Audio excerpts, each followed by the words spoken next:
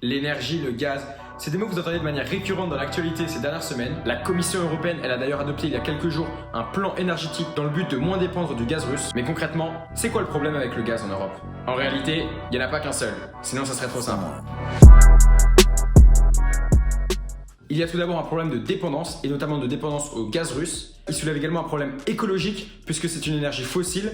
Enfin, il faut savoir qu'au niveau de l'Union européenne, les pays n'accordent pas du tout la même importance au gaz dans leur mix énergétique. Parmi les plus grands utilisateurs de gaz, on retrouve notamment les entreprises, mais également nos foyers pour le chauffage et l'eau chaude. Le gaz, il est également beaucoup utilisé par l'industrie, qui l'utilise comme une matière première, mais surtout par le secteur de l'électricité, qui l'utilise pour produire du courant. La question que tout le monde se pose, c'est comment réduire à très court terme l'ultra-dépendance de l'Union européenne aux livraisons de gaz russe, puisque depuis le début de la guerre en Ukraine, les Européens ont déjà versé plus de 28 milliards d'euros à la Russie pour son gaz. Moscou, c'est le premier fournisseur de gaz de l'Europe, ce qui fait que les Russes peuvent jouer d'un certain monopole, et c'est pour ça qu'ils se permettent de rationner leur livraison au vieux continent. La Russie utilise l'énergie comme elle l'utilise d'ailleurs, l'alimentation comme une arme de guerre. En tout cas, une chose est sûre concernant la Russie, plus personne aujourd'hui en Europe ne parle d'un embargo strict sur le gaz russe. Un embargo, ça signifierait un arrêt de la circulation du gaz russe. Et il faut savoir que la question de l'embargo, elle a beaucoup été débattue entre les 27, puisque certains pays comme la Pologne ou les États baltes, l'Estonie, la Lituanie et la Lettonie, jugeaient inadmissible que d'autres pays de l'Union européenne financent en quelque sorte la guerre de Vladimir Poutine d'après eux, en lui achetant son gaz. Cette question, elle divise profondément les Européens, d'autant plus que Vladimir Poutine cherche à profiter de la situation. Il a exigé notamment quelques semaines après le début de la guerre à ce que le gaz lui soit payé en rouble, qui est la monnaie officielle russe,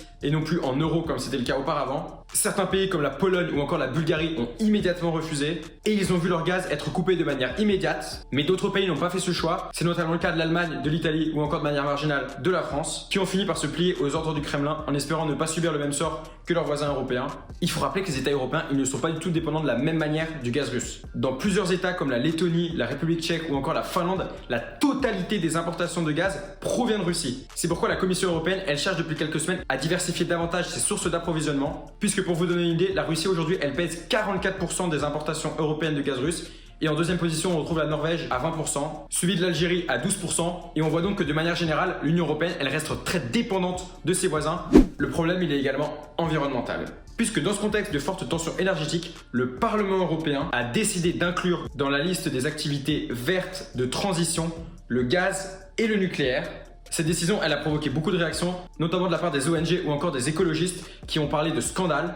Il faut rappeler que le Parlement européen a pris cette décision sous réserve de certaines limites. L'objectif annoncé par ce texte, il est d'accélérer vers une économie à faible émission de carbone et d'abandonner en priorité le charbon, qui est le combustible fossile utilisé aujourd'hui qui est le plus polluant. La Commission européenne, elle a par ailleurs rappelé que le développement des énergies renouvelables n'était pas remis en cause par ce texte. Pour que vous y voyez un peu plus clair, très concrètement, en ce qui concerne le nucléaire, les États seront obligés d'avoir recours aux dernières technologies et aucun permis de construire ne pourra être délivré après 2045. L'objectif de l'Union européenne, il est de favoriser des sources d'énergie comme le gaz et le nucléaire comme des énergies de transition dans le but d'atteindre l'objectif ultime, la neutralité carbone en 2050. Sauf que cette décision, elle est loin de faire un consensus total. Certains pays, comme l'Autriche ou encore le Luxembourg, ont menacé de poursuivre la Commission en justice pour avoir ajouté le nucléaire et le gaz à la liste des investissements verts. Sauf que malgré cette décision prise par le Parlement européen, la chute des livraisons de gaz russe à l'Europe a poussé certains pays, comme notamment les Pays-Bas, à réouvrir leurs centrales à charbon, tandis que l'Allemagne et l'Autriche ont eux déclaré le mois dernier vouloir y recourir encore davantage.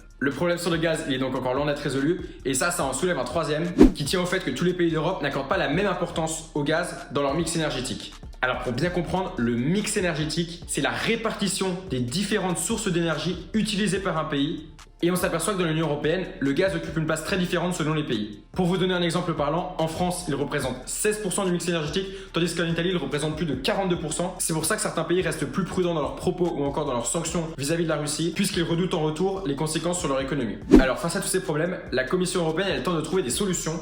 Ursula von der Leyen, la présidente de la Commission européenne, s'est rendue la semaine dernière en Azerbaïdjan et a négocié pour que ce pays double ses importations de gaz vers l'Union européenne afin de moins dépendre de la Russie. Elle a également adopté un plan mardi en demandant un effort collectif aux États membres pour que ces derniers réduisent leur consommation de gaz de l'ordre de 15% au niveau national.